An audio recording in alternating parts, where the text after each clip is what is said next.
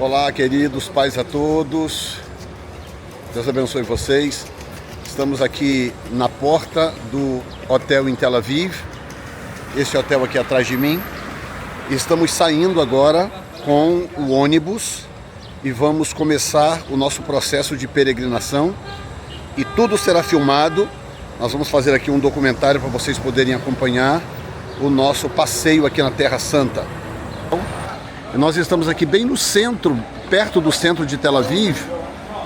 E o interessante, gente, da caravana que é promovida por mim e pela Jack Travel, uma das coisas muito interessantes que é bom dizer é a qualidade das hospedagens, tá? As pessoas estão muito felizes, muito satisfeitas.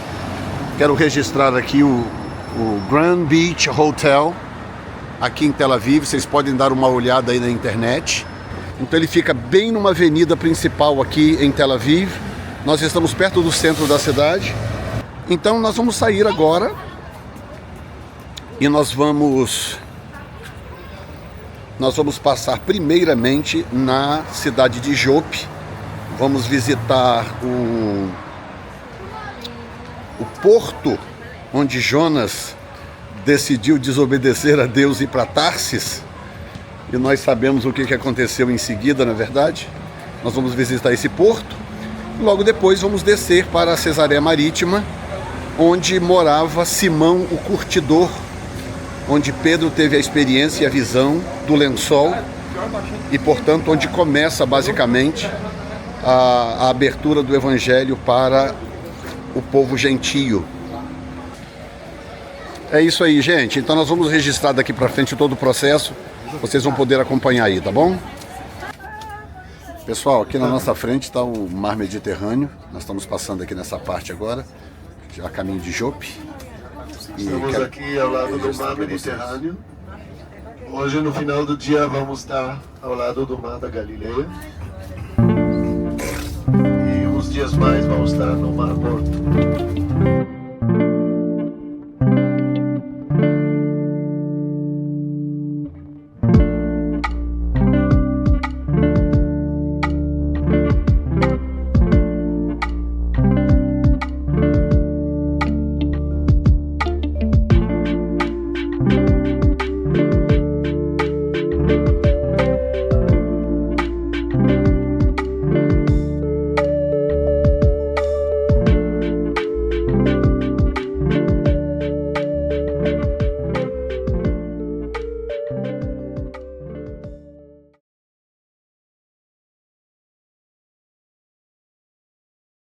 Muito bem, gente, nós estamos aqui no ônibus, começando a nossa peregrinação. E temos aqui o ônibus absolutamente lotado, graças a Deus. Pessoal, dá um alôzinho aqui, ó. Aê, olha aí, gente. Gente de todo o Brasil e de 6 países, meu povo. Está aqui na caravana do avivamento. Aqui, os apóstolos. Olha aí que povo lindo.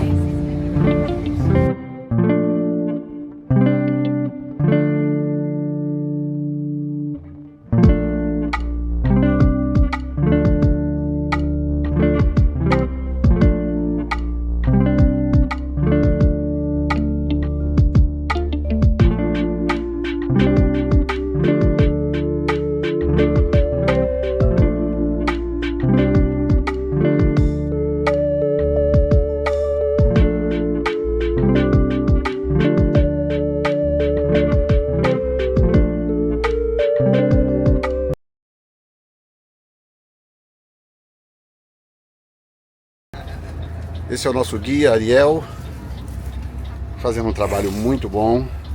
Lembrando que aqui está o apóstolo Ricardo. Dá um alô aí, Ricardo. Shalom, shalom. Deus abençoe sua vida. Aí. Da próxima vez, você estará aqui, em nome de Jesus. Em nome de Jesus.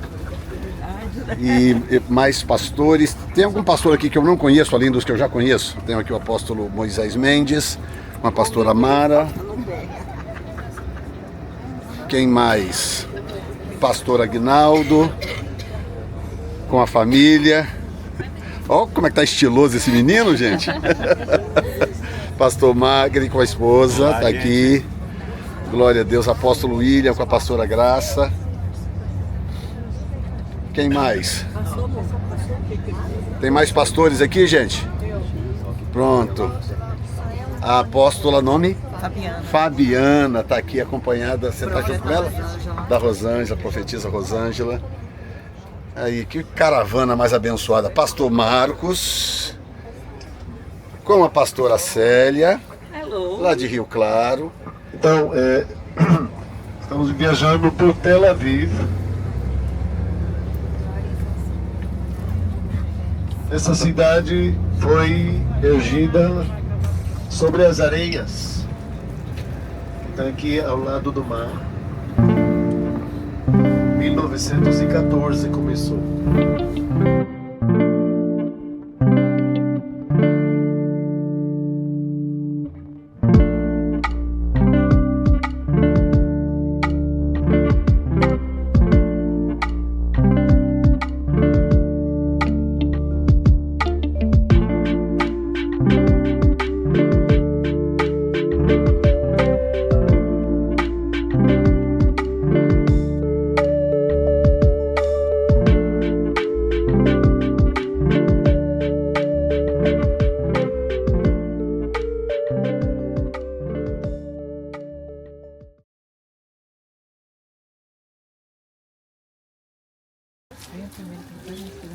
Pessoal, olha aqui, vocês ouviram a história, né?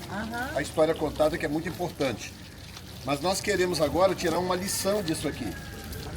Nós estamos diante do monumento, vamos em direção à praia, ao porto, né?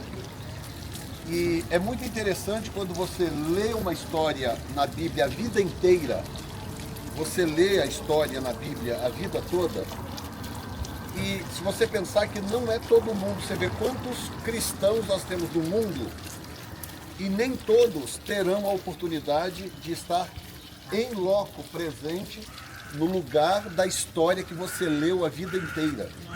Né? E nós estamos aqui com o livro de Jonas, capítulo 1, versículo 1, 2 e 3, que diz: E veio a palavra do Senhor a Jonas, filho de Amitai, dizendo: Levanta-te, vai à grande cidade de Nínive e clama contra ela, porque a sua malícia subiu até mim. E Jonas se levantou para fugir de diante da face do Senhor para Tarsis. E descendo a Jope, aqui onde estamos, achou um navio que ia para Tarsis. Pagou, pois, a sua passagem, desceu para dentro dele, para ir com eles para Tarsis, de diante da face do Senhor. E aí você conhece o restante da história. Então, que foi muito bem, inclusive, contada aqui, repetida pelo Ariel. Mas qual é a lição que nós aqui, como povo de Deus, podemos tirar depois de ter ouvido tanto essa lição? Eu tiro duas lições muito importantes. A primeira delas é que essas histórias são todas verdadeiras. Glória a Deus! Aqui não tem nada simbólico. Jope existe, você está pisando nela agora. Olha o muro antigo ali da cidade. Estão entendendo? O porto está ali na frente. Aqui está o monumento do grande peixe. Ou seja, tudo isso é verdade, gente. Então qual é a primeira lição? É que a nossa fé não está fundamentada em fábulas. Tem tanta religião por aí cuja estrutura não passa de fábulas. Historinhas que não se concretizaram nunca, que não podem jamais ser passada por um crivo histórico. A gente não só pode passar as nossas histórias, aquelas que geraram o fundamento e a base para a nossa fé pelo crivo histórico, como a gente pode visitar os lugares. Isso é muito sério. Então a nossa fé é algo sólido. Paulo diz que se Jesus Cristo não ressuscitou dentre os mortos, vã é a nossa fé. Ele diz isto porque ele viveu aqui, ele teve um encontro pessoal com o Senhor, ele sabia onde era o túmulo vazio, ele conhecia toda a história, então ele estava falando de um conhecimento que era muito sólido. Então eu acho que um dos maiores exemplos que a gente pode tirar ao sair desse lugar e voltar para os nossos países e para a nossa rotina, é voltar com uma fé tão mais solidificada, de saber que a nossa fé está sob ataque, né, a sociedade de hoje, de um modo geral, exige que a igreja se adeque à sua realidade, quando na verdade a sociedade, o homem, o ser humano é que precisa se adequar à palavra de Deus. Então nós não precisamos ceder enquanto palavra de Deus, doutrina verdadeira, nós estamos fazendo o que é certo e vamos continuar para a glória do Senhor.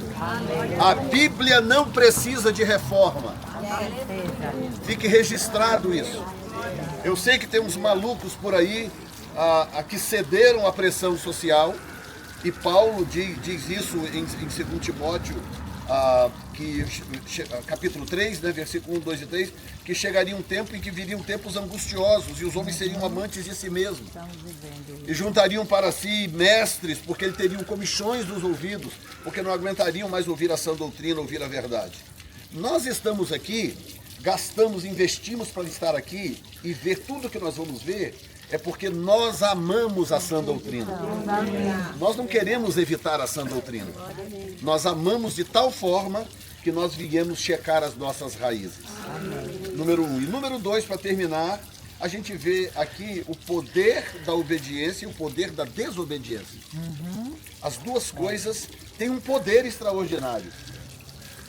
Será que Jonas poderia sonhar que 2.500 anos depois haveria um grupo aqui em pé, em frente a essa baleia, falando da história da sua desobediência, que depois veio a se tornar obediência? Então, as nossas decisões e os nossos sims ou os nossos nãos para Deus, a gente não sabe o quanto que isso vai repercutir lá na frente, na vida dos nossos filhos, dos nossos netos. Eu tenho lá agora 2 netinhos maravilhosos. O que eles terão para falar do vovô Jefferson daqui a 20, 30 anos, ou depois que o Senhor me levar?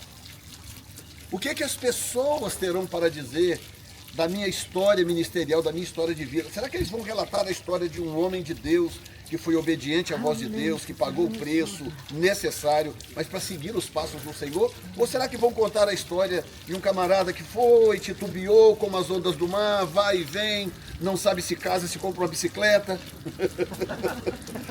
Ou seja, pessoas inconstantes. E aqui está um exemplo físico, palpável, de alguém inconstante, alguém que desafiou a Deus com a sua desobediência, pagou um preço caríssimo, mas justiça seja feita. Se arrependeu, consertou, voltou atrás e cumpriu o propósito de Deus. Então, o que importa é como a história termina, não como ela começa. E eu quero declarar aqui para vocês que a sua história vai terminar da forma mais brilhante possível. Amém, não importa quantos atropelos nós já tivemos ao longo da história, nossa história vai terminar muito bem, porque nós amamos o Senhor. Amém? Pai querido, nós queremos te louvar neste lugar. Ó Deus, ao pisar aqui em loco, Senhor, lugares onde aconteceram histórias que nós lemos a vida inteira, que nós ouvimos pregar nos altares, nos púlpitos, mas que agora podemos ver com os nossos olhos, contemplar que é verdade, que é concreto, Senhor. Eu te agradeço por cada um presente aqui desta caravana. Eu te agradeço por aqueles que vão assistir esse vídeo, Senhor, e que virão nas próximas caravanas. Senhor, muito obrigado. Fortalece a nossa fé, fortalece o nosso espírito de obediência. Glorifica o teu nome em nós, Senhor, para a glória do teu santo nome. Em nome de Jesus. Amém. Glória a Deus. Queridos, nós estamos aqui na cidade de Jope e esse muro aqui é um dos muros antigos da cidade de Jope. Claro que nós temos uma cidade moderna em volta, mas o Estado de Israel é muito eficiente em preservar a história, né, a arqueologia. Então, nesse momento, eu estou tocando num muro que representa essa história antiga da cidade. Então, isso é muito importante porque, inclusive aqui, vem cá, meu bem, vem aqui perto, o mais perto possível. Olha que coisa tremenda, um muro que foi feito, olha bem, de pedras marítimas, de corais. Eu acredito que vocês conseguem ver aqui. Olha isso aqui. Olha isso aqui. corais, e você vê isso por todo o muro, você vê que são pedras retiradas do mar que está logo aqui em frente. Então é realmente uma coisa muito, muito especial isso aqui. A gente poder tocar em arqueologia, basicamente. Muito bom.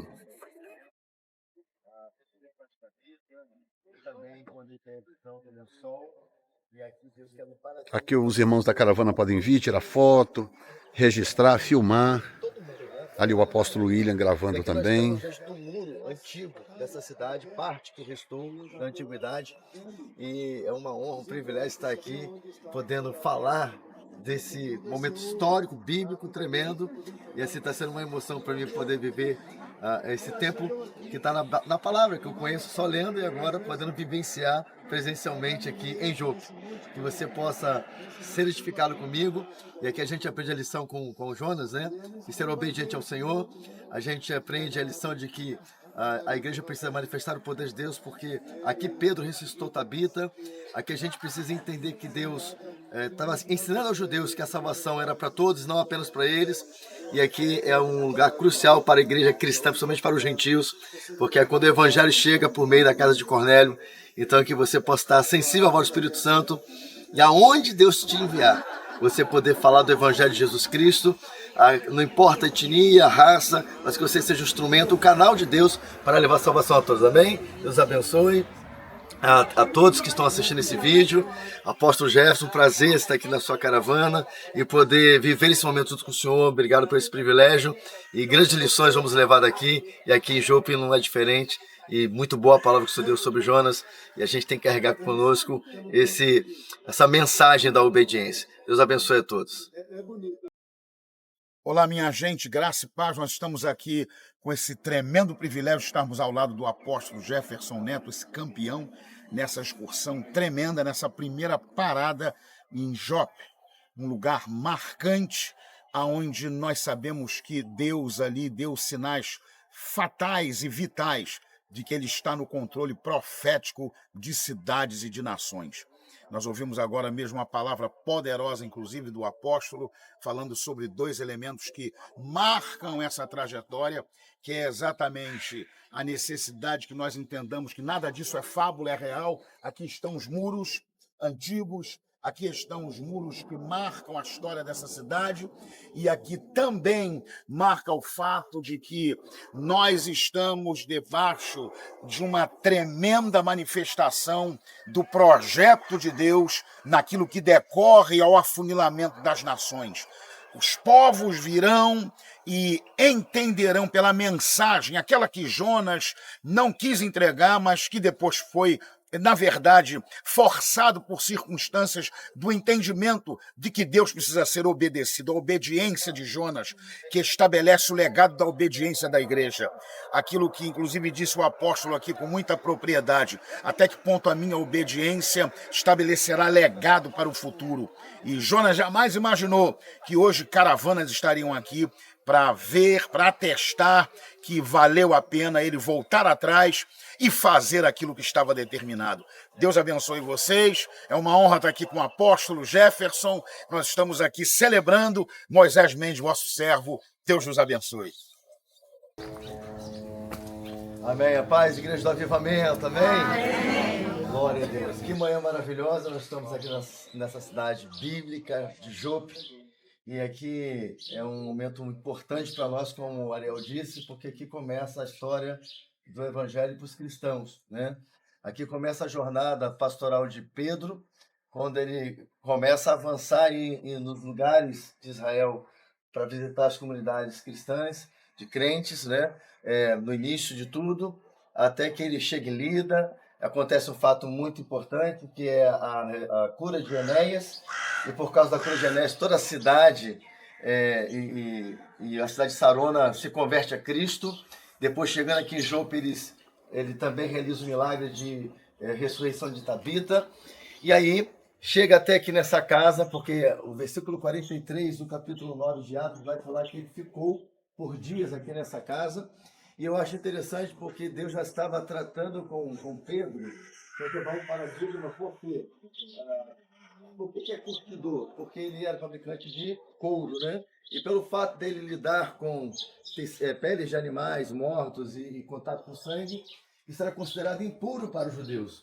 Então o Senhor já estava começando a quebrar o paradigma, né, da vida de Pedro, querendo já sinalizar o que iria acontecer depois.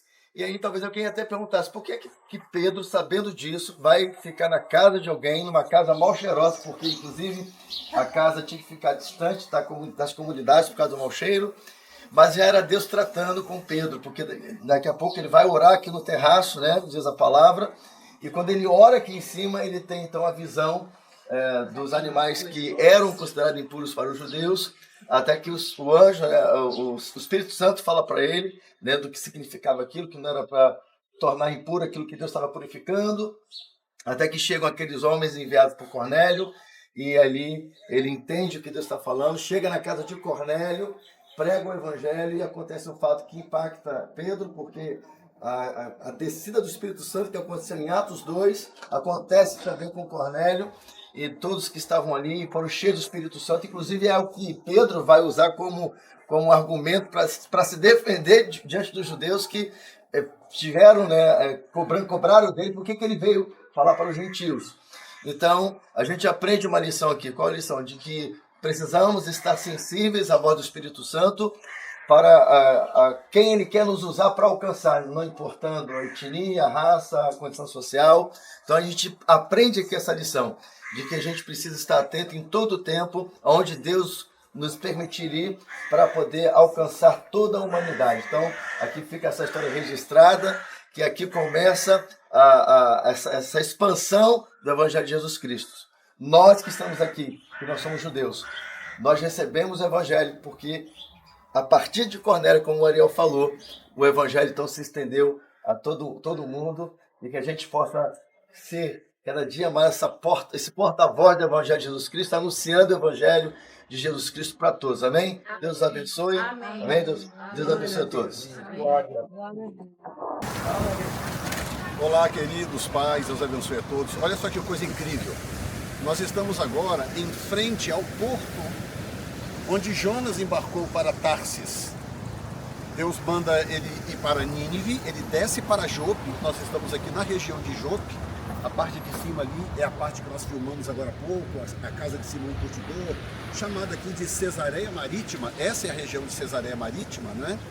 E aí Jonas, então, desce naquele porto que vocês estão vendo ali, embarca no navio, e ao invés de ir para a Nínive, que é no norte do Iraque, né?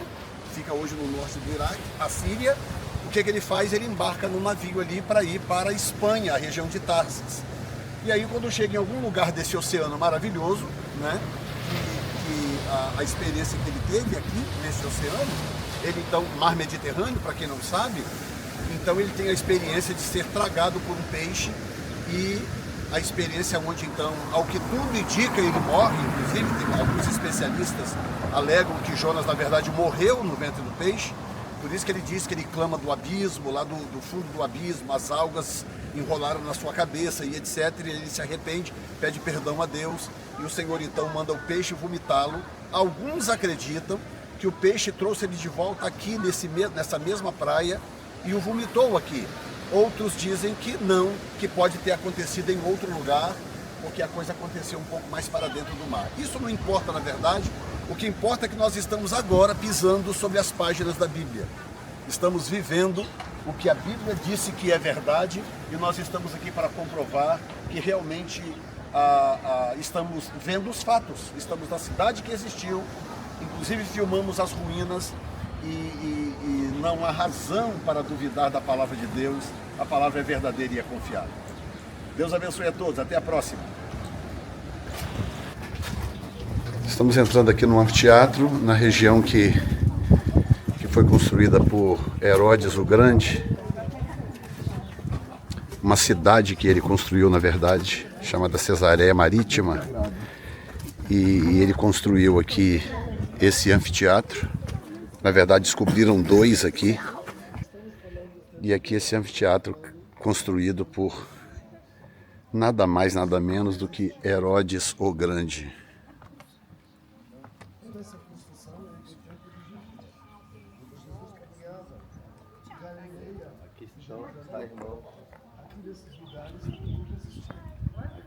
Aí o nosso guia ali falando que tudo isso aqui é do tempo de Jesus.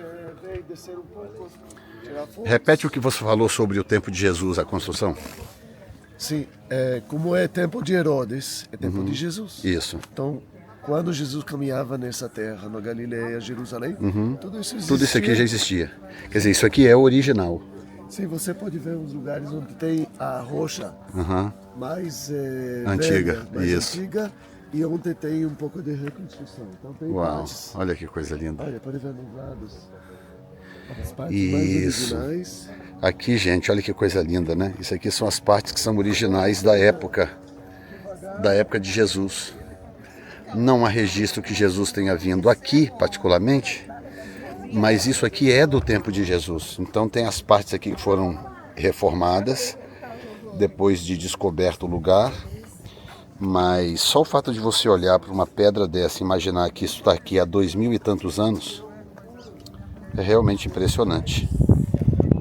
Não tem como não se emocionar. Tudo isso aqui é parte da construção original. Olha isso. Impressionante. Aquelas pedras ali, ó. Aquelas pedras ali, ó. Todas pedras originais. Olha isso. Escavações que revelaram a construção. A importância da arqueologia realmente é uma coisa impressionante. Como que nós saberíamos disso, né? Se Deus não levantasse pessoas para escavar isso aqui, né? E o pessoal vem, aluga isso aqui e faz os eventos devidos. É realmente impressionante. Glória a Deus.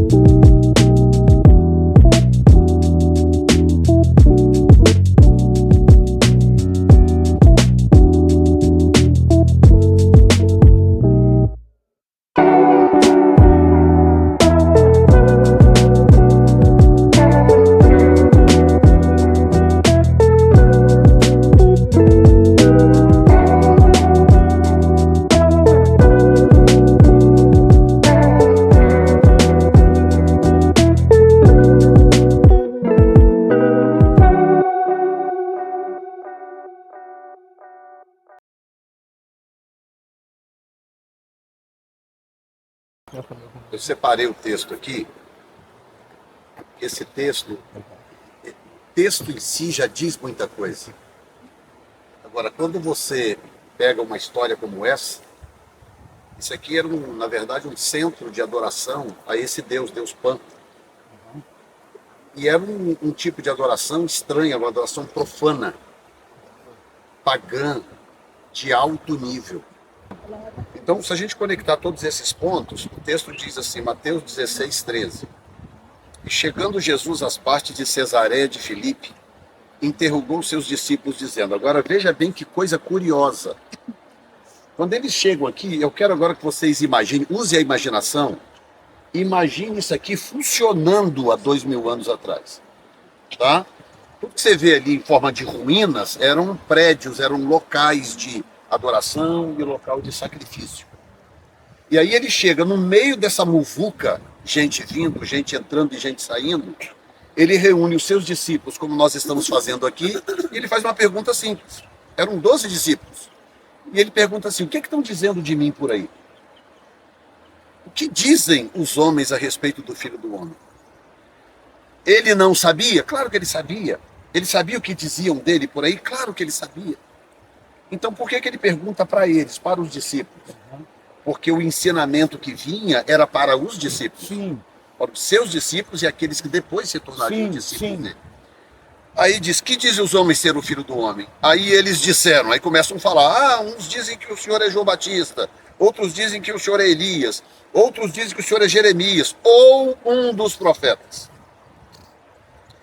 Disse-lhes ele, e vós, o que vocês dizem de mim? Então, o que vem em seguida, diante de tudo que vocês ouviram aqui do Ariel, e o que ele vai dizer em seguida, você percebe que ele está provocando aqui algo muito interessante que falta hoje na igreja. Sabe o que é? Consciência de identidade. Observa que a igreja do Senhor, de um modo geral, com várias exceções, lógico, mas a igreja do Senhor, de um modo geral, passa por uma crise de identidade. Verdade. Você sabe por que tem pastores nas redes sociais advogando reforma da Bíblia? Você sabe por quê? É porque esses caras já não sabem mais quem é Jesus. Exato. Ok, o que vocês então dizem de mim? Aí tem outra coisa chocante aqui, gente. É que Pedro parece dizer algo tão óbvio. Tão óbvio. Mas não é óbvio por duas razões. Se fosse óbvio, todo mundo diria num coro. Todo mundo, tu és o Cristo, o Filho do Deus vivo. Não, quando ele diz assim, e vós, o que vocês dizem? Silêncio total, assim, silêncio. O que prova que os próprios discípulos estavam sendo contaminados com o disse-me-disse ao redor a respeito de quem era Jesus. É só ler o Evangelho de João. Eu estou em Mateus, mas se você ler João, o final do capítulo 6, metade para frente, o capítulo 7 e o capítulo 8, mostra o que estava acontecendo. É dentro desse contexto que Jesus vira para os discípulos do capítulo 7 e diz o quê? Vocês não querem ir também? Senhor, mas que discurso é esse? O pessoal está indo embora, Senhor. Ele fala, vocês não querem ir também? Vão vocês também. Então, o silêncio do grupo era uma prova concreta de que havia contaminação no grupo. E essa contaminação, esse silêncio foi quebrado pela manifestação de Pedro. Por isso que aqui está o maior elogio dos evangelhos, está aqui nesse texto. Quando Pedro sozinho se levanta e diz, tu és o Cristo, Filho do Deus vivo. Hoje, dizer isso hoje, que ele já morreu, já está glorificado, e que nós o conhecemos como Senhor e Salvador, vocês ouviram aí os testemunhos de cura, de milagre, Jesus curando, salvando. Hoje é fácil parar aqui nesse lugar e falar, Jesus Cristo, Jesus é o Filho de Deus, o nosso Salvador. Hoje é fácil. Mas na época, Pedro estava olhando para um homem de carne e osso, igual vocês estão me vendo aqui, estão vendo o Ariel. Um homem de carne e osso, dois braços, duas pernas. E Pedro ter a coragem de olhar para esse homem de carne e osso e dizer, você é o Filho de Deus. Você é o Cristo vivo. É tão impactante isso que apenas 2 pessoas fizeram isso em todo o Evangelho. João Batista e Pedro. De tão difícil que era dizer algo dessa natureza diante de uma religião judaica que nessa época, por causa da corrupção do Sinédrio, da corrupção de Anás e Caifás, era uma religião absolutamente corrompida. E aí alguém se levanta e fala, não, você não é comum, você não é uma pessoa normal. Você é divino, você é o Filho de Deus. Aí faz sentido o que ele diz em seguida. Ele diz assim, bem-aventurado és tu, Simão Bar-Jonas. Bar-Jonas, é filho de Jonas, né? Bar-Jonas. Comentou, esse era o nome dele, Simão. Exato. Bar-Jonas, filho de Jonas. porque não foi carne nem sangue que te revelou, mas meu Pai que está no céu. Ou seja, aquilo que parecia tão óbvio e que hoje a gente fala com tanta naturalidade, na verdade era uma revelação celestial. Pois também eu te digo que tu és Pedro, e sobre esta pedra edificarei a minha igreja, e as portas do inferno não prevalecerão contra ela. As portas do inferno não prevalecerão contra ela. Você se dá conta que você está no lugar onde aconteceu esse texto? Aleluia. E você está diante da porta da caverna que simbolizava essas portas do inferno. E ele diz, eu te darei as chaves do reino dos céus, e tudo que ligares na terra será ligado nos céus, e tudo quanto desligares na terra será desligado nos céus. Então mandou aos seus discípulos, olha bem, gente, então mandou aos seus discípulos que a ninguém dissesse que ele era o Cristo. O que esse texto que termina desse jeito prova? Prova que ele estava tratando os seus discípulos. Está entendendo? Quando nós sairmos daqui, com fé renovada, alegria, entusiasmo, claro, a gente vai pregar o evangelho, a gente quer falar de Jesus, etc. Mas eu quero que vocês entendam que ao visitar aqui, estar presente aqui, ele está tratando conosco. O que vai acontecer depois é fruto. Ele está tratando conosco. O que ele quer saber é se você ainda acredita que ele é o Cristo, Filho de Deus vivo, ou se você já está contaminado aí por Ed René Kivites, por Caio Fábio, por Betesda lá, o fulano, o ciclano, que querem reformar a Bíblia só para poder abraçar homossexuais, que quer reformar a Bíblia para corrigir o que eles consideram discrepância e erro. Essa crise de identidade da igreja é que ele estava combatendo no dia. Porque quando ele morresse daí a pouco tempo, ele sabia que aquelas pessoas eram a esperança da sua mensagem. Você já se deu conta que a esperança da mensagem de Jesus repousava sobre 11 homens? 11 homens, gente! Jesus revolucionou o planeta com 11 homens. Olha quantas pessoas tem aqui. Você imagina potencialmente o que nós podemos fazer no mundo com esse grupo aqui de 70 pessoas? Jesus com 11 revolucionou o mundo. Quantos revolucionários surgiram ao longo da história, tanto no Velho Testamento como também no Novo Testamento? Inclusive pessoas com o nome de Jesus. Tinha mais gente chamada Jesus na época. Pessoas que se levantaram como revolucionários, e isso e aquilo. E aí veio o conselho de Gamaliel, né? Chega para o Sinédrio e fala, olha, cuidado, gente. Deixa esses homens. Porque se o que eles estão fazendo é coisa da carne, é deles mesmos, isso vai acabar ali na frente. Porque por experiência própria, quantas vezes o povo de Israel viu movimentos que levantam e morrem, levantam e morrem, levantam. Aí ele vira e fala assim, mas se esses homens são de Deus, vocês se encontrarão lutando contra Deus. Basicamente, o que ele quis dizer? Se esse Jesus e esses homens que agora estão pregando Jesus realmente foram enviados por Deus, não tem como pará-los. Amém. Eles são imparáveis. E hoje você olha ao redor da Terra, 1,5 bilhão de pessoas creem no Senhor Jesus Cristo como seu único e suficiente Salvador. E nós devemos essa gratidão a esta terra, a este povo aqui. Glória a Deus. A nossa gratidão a Deus, a Abraão, Isaac e Jacó, os seus descendentes, que sofreram, pagaram um preço muito caro para conservar os oráculos da Bíblia Sagrada, para hoje a gente poder abrir num telefone o texto sagrado, na nossa língua e poder ler um texto incorruptível. Então, que sinceramente, eu fui muito impactado lá no Monte do Precipício. Mas estar aqui para mim é um negócio inexplicável. Inexplicável. É como se dentro de mim estivesse acontecendo uma renovação espiritual. Aqui dentro, estou entendendo? Então começa por mim. Diga comigo, começa por mim. Começa por mim. Ou seja, nossas igrejas do Brasil, as nossas conferências, os nossos encontros de sedentos, ou seja, lá o que for, tem que ser uma consequência disso. Eu não posso estar aqui pensando, uau, quando eu voltar eu preciso falar assim, assado, eu vou dizer que eu vi a caverna, não sei o que lá, tá. Não, isso é consequência. Quando eu voltar, o povo vai olhar para mim e falar, aconteceu alguma coisa com o pastor Jefferson lá em Israel, tem alguma coisa diferente com ele. E aí então eles começam a usufruir daquilo que eu estou vivendo, que eu estou experimentando aqui junto com vocês. Amém, gente? Amém. Então eu quero que você levante a mão direita comigo. E vamos responder a pergunta de Jesus. Amém. Vamos dizer para ele: Tu és o Cristo. Tu és o O Cristo. Filho do Deus vivo. E nós te amamos. Amém. Amém. Vamos orar pelo Brasil. Ok, gente, agora, traduz para mim, agora nós vamos ministrar sobre o Brasil. Now we're going to be ministering upon Brazil.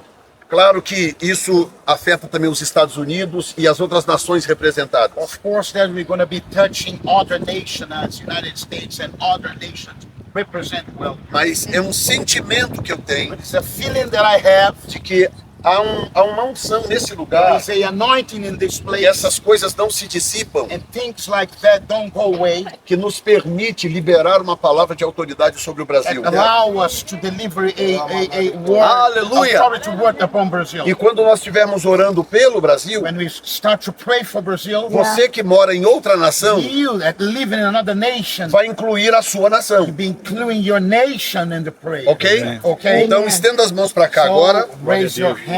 E nós vamos, os quatro aqui, fazer uma oração, orações curtas. Nós vamos os quatro, começando aqui pelo apóstolo Ricardo. E você vai concordando e vai incluindo a sua nação também. We're going to Ok? be praying each after order, and you're going to be including your prayer as well. Senhor, nós estamos na nascente do Jordão. Father, we are in the spring of the Jordan. E Jordão, dentre outras coisas, And among other things, é lugar de cura, Jordan is a place é of lugar de healing batismo, and baptism é lugar de milagres. and miracles. E profeticamente, And prophetically, nós imergimos a nossa nação we are immerging our nation in healing, Amém. em batismo, in baptism, em milagre, in na miracles, ativação do Cristo verdadeiro.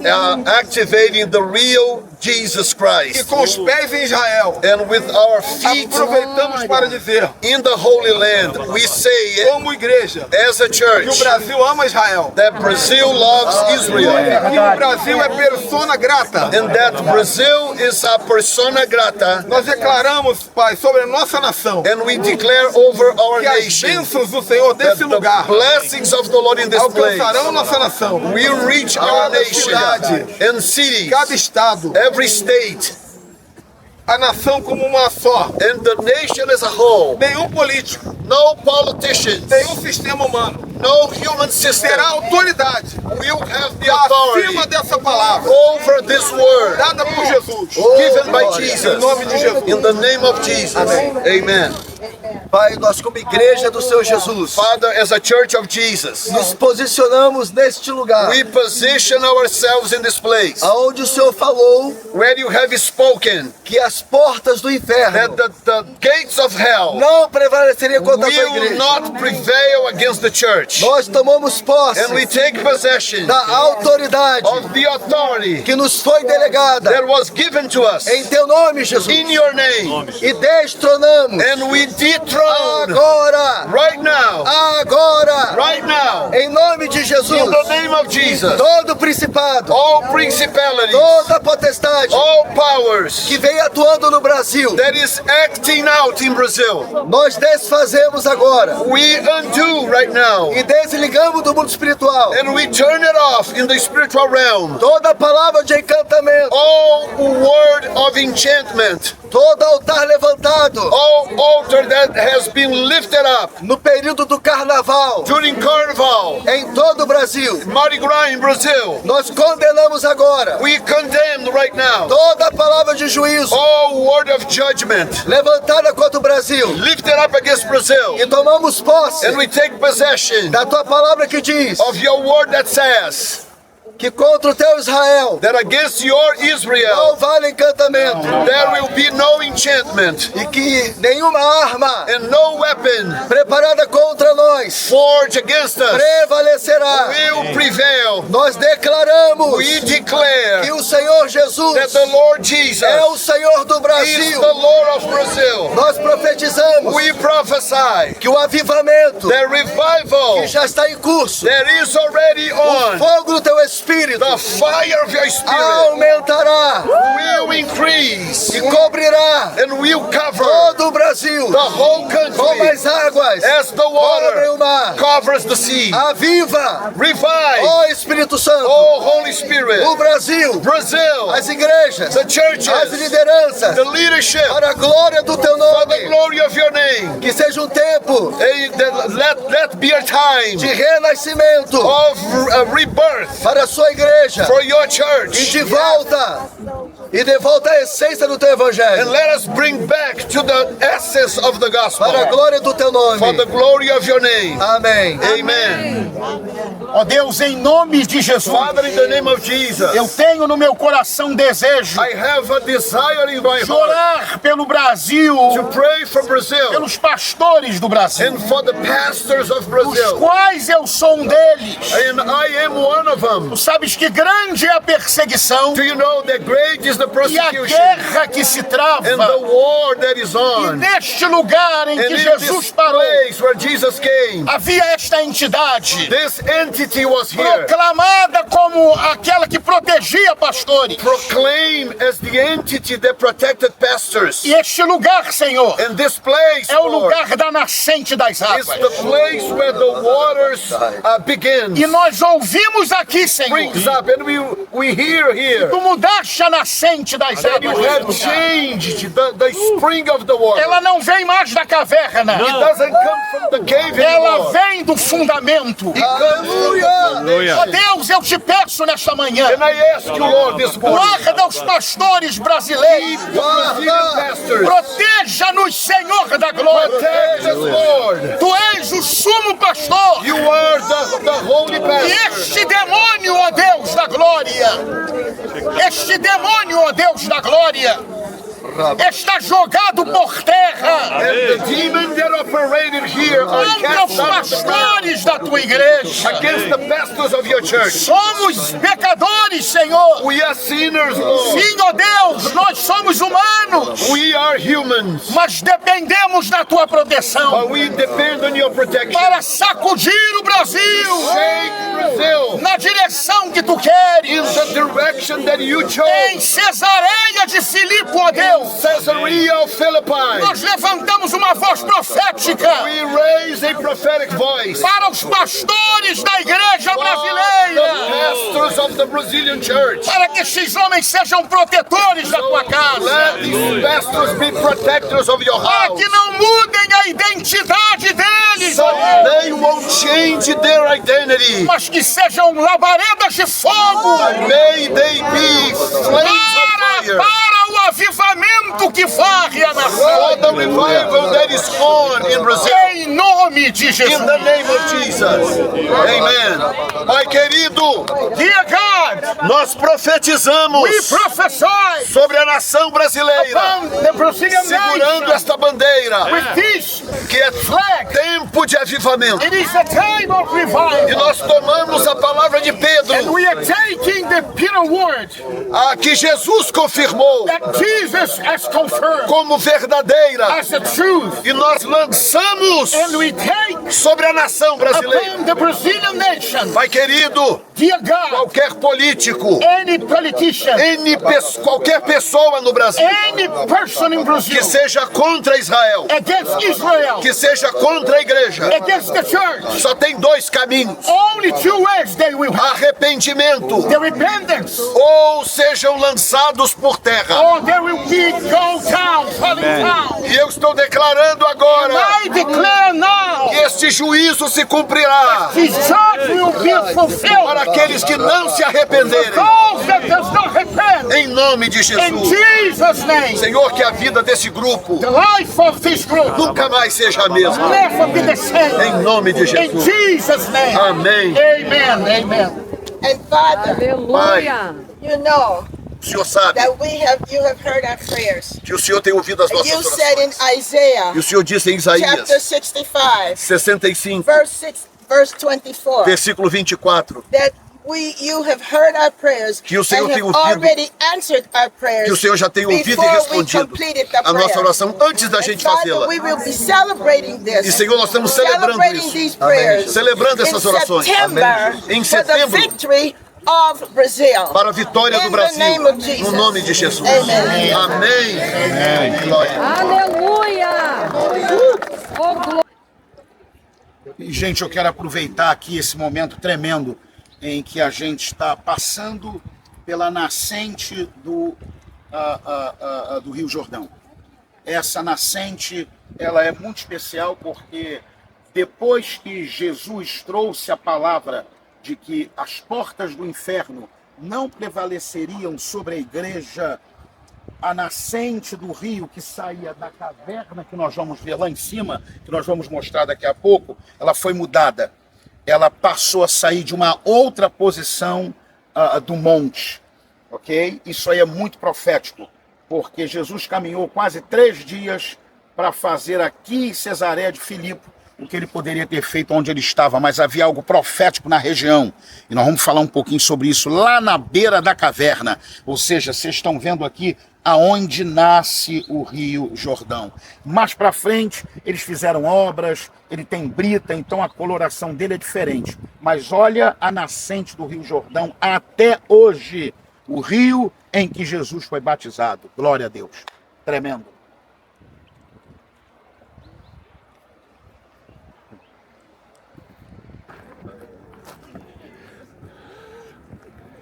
Nós estamos agora aqui nas ruínas do complexo do Deus Pan,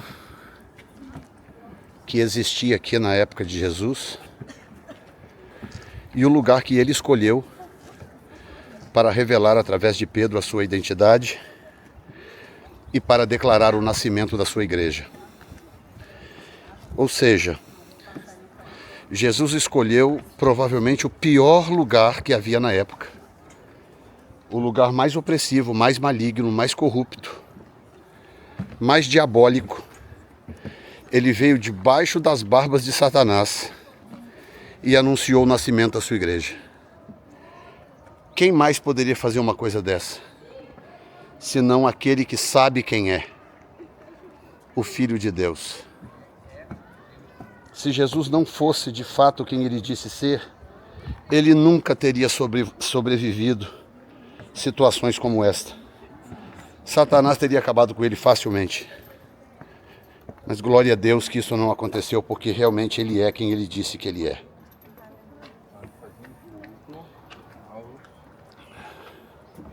Aqui está uma placa que conta parte dessa história. Está em inglês, mas quem assiste o vídeo ele pode depois traduzir. Vou ver se eu coloco também a legenda embaixo aqui para vocês. Diz que esse prédio foi erigido em torno de 220 a.C., nos dias do imperador Elagabalus. Os ossos de bodes que faziam parte dos rituais foram enterrados em valas retangulares no centro do salão. Olha isso. Junto com ofertas em vasos de barro, vidros e vasos em geral e moedas. Né? Os rituais foram conduzidos no telhado, em frente à rocha esculpida, um buraco esculpido na rocha. On a Panias City Coin, Panias é porque esse aqui é o lugar do deus Pan, então Panias vem do deus Pan, né? At the top of this text, ali a moeda que está bem em cima ali, ó, na parte de cima ali desse texto, diz que Pan aparece tocando uma flauta e fazendo um bode dançar. Então tá aí, esse Deus que é o Deus dos bodes. Então muito cuidado, gente que fica dando uma de bode nas igrejas. O seu Deus é o Deus Pan, não é Jesus Cristo. Porque Jesus Cristo tem ovelhas, não bodes. Aí está.